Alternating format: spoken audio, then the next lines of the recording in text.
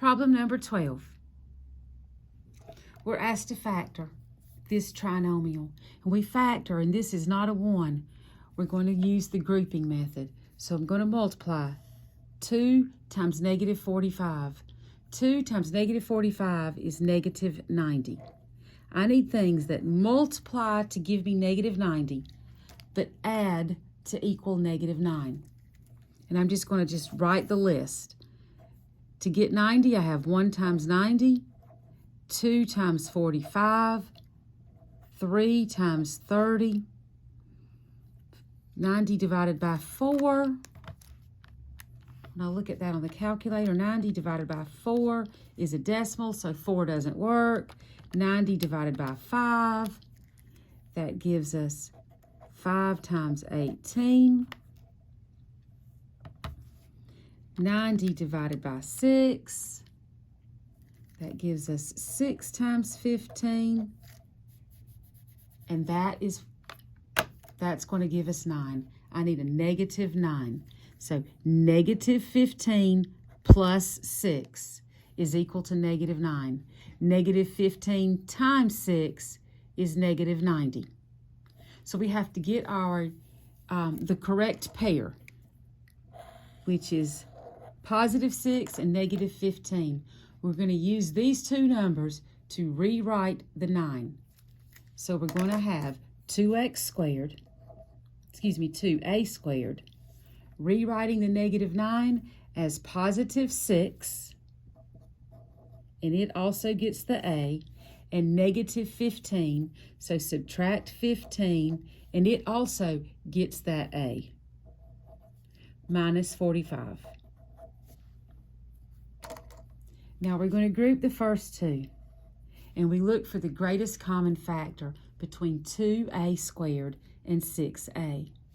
The biggest number that will go into 2 and into 6 is 2.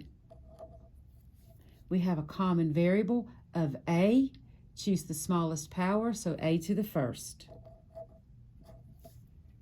When I divide 2a squared divided by 2a, I'm left with a 1a, and I don't have to write the 1. 6a divided by 2a is positive 3. Now, a plus 3 is going to be our common factor. I know that that's going to happen over here. So what I have to do now is figure out what number times a is going to equal negative 15a. And that's going to be a negative 15. And we have to check it with the distributive property and make sure our numbers work. Negative 15 times a is negative 15a. Negative 15 times 3 is negative 45. So we've got our correct number. A plus 3 is our common factor. So it gets written down once, factored to the front. So a minus 3's cancel. And then we're left with, as our second factor, 2a minus 15.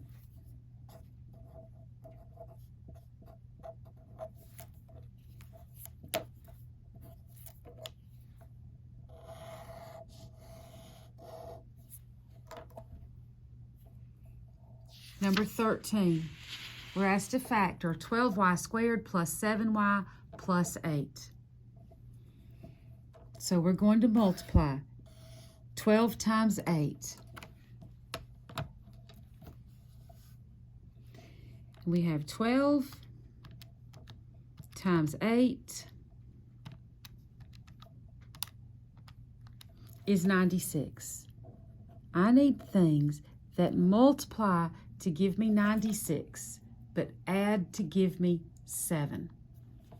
So 1 times 96, 2 times 96 divided by 2, 2 times 48, 96 divided by 3, 3 times 32, 96 divided by 4, 4 times 24. None of these are going to add to 7 yet. 96 divided by 5 won't work.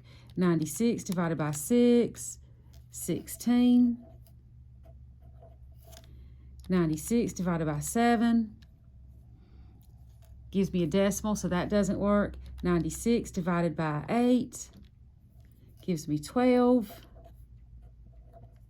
96 divided by 9 doesn't work. 96 divided by 11, divided by 10 doesn't work.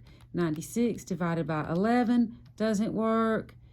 96 divided by 12 is 8, and I already have that one, so I'm starting over.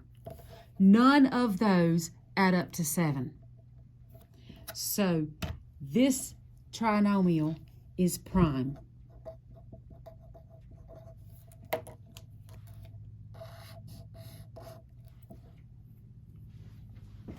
When you have a trinomial that has all positives, positive 12, positive 7, positive 8, and the middle number is lower than the other two, it's probably prime. Number 14, the difference of squares. Difference of squares says we have a subtraction of square numbers. So let's write these as squares. 25 is 5 squared, x squared is x squared, and 64 is 8 squared. So we drop the squares, so we have 5x and 8. Write it down twice. One of the factors gets a plus sign, the other factor gets a subtraction.